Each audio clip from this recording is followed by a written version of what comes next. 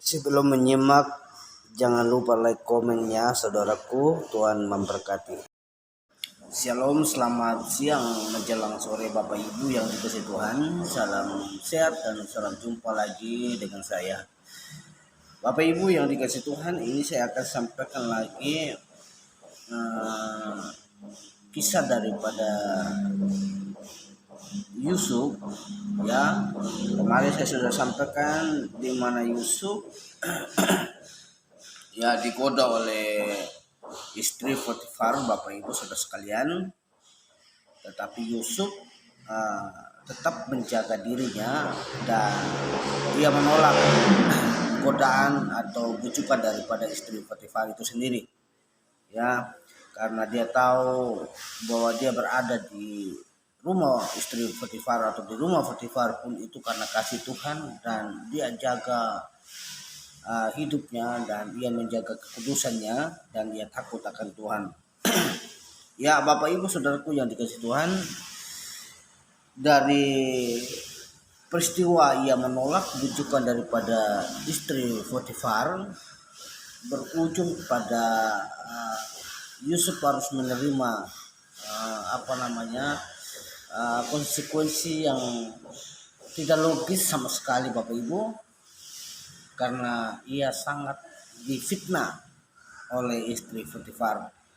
Nah, tema saya renungan pada siang menjelang sore ini adalah Yusuf difitnah berujung pada penjara.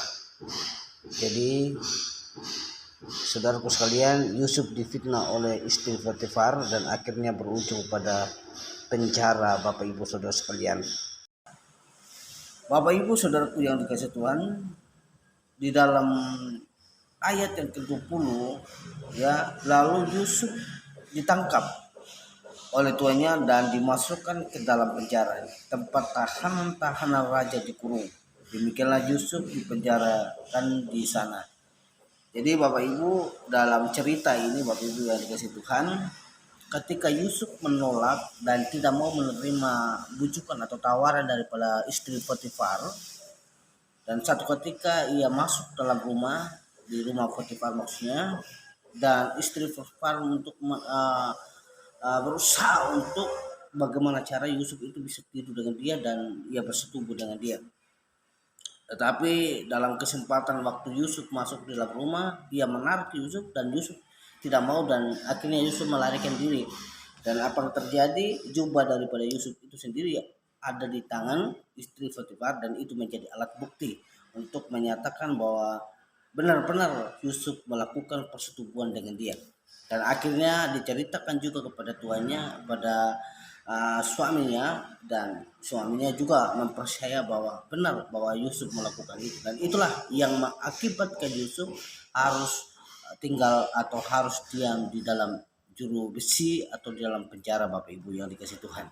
Fitnaan demi fitnaan dirasakan oleh Yusuf. Ya, fitnaan demi fitnaan dirasakan oleh Yusuf dalam hidupnya, dan sampai ia berada di dalam di rumah istri Potifar pun, atau di rumah Potifar pun, dia tetap mengalami hal yang sangat sedih dan sangat mengerikan dalam kehidupan Yusuf, Bapak Ibu saudara sekalian.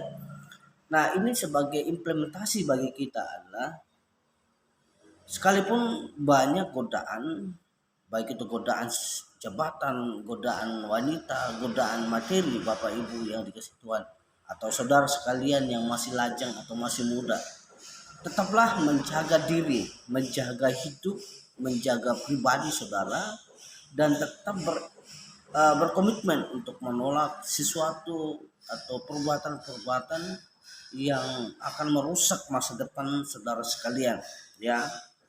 Dan ikutin jejak daripada Yusuf, di mana Yusuf terus berpegang pada hidup takut akan Tuhan, ya, hidup berpegang pada prinsip kebenaran, Bapak Ibu yang dikasihi Tuhan.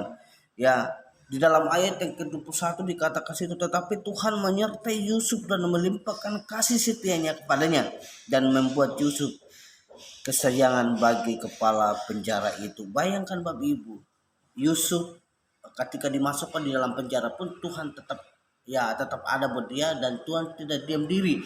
Tuhan selalu menyertai Yusuf dan membuat Yusuf di situ dikatakan Tuhan menyertai Yusuf, melimpahkan kasih setianya, dan kepala penjara pun tidak apa-apakan Yusuf. Justru Yusuf disayang oleh kepala penjara itu sendiri. Begitu kasih Tuhan menyertai Yusuf, Bapak Ibu. Itulah bukti Tuhan selalu setia. Dia menemani setiap orang yang takut akan Tuhan, Bapak Ibu, saudara sekalian. Nah, kalau saudara sekalian atau Bapak Ibu semua, jika saudara sekalian takut akan Tuhan, percaya bahwa Tuhan menyertai saudara, yakin bahwa apapun yang saudara lakukan, jika itu benar di mata Tuhan, maka Tuhan menyertai saudara dan memberikan saudara kekuatan untuk menghadapi segala tantangan dan rintangan dalam hidup ini. Ya Bapak Ibu saudaraku, di ayat yang ke-23, dan kepala penjara tidak mencampuri segala yang dipercayakannya kepada Yusuf, karena Tuhan menyertai dia dan apa yang dikerjakan dibuat Tuhan berhasil. Bayangkan Bapak Ibu, seorang kepala penjara yang notabene bukan orang takut Tuhan, bukan anak Tuhan, tahu bahwa Tuhan menyertai Yusuf, Tuhan memelihara Yusuf, bahkan Tuhan melimpahkan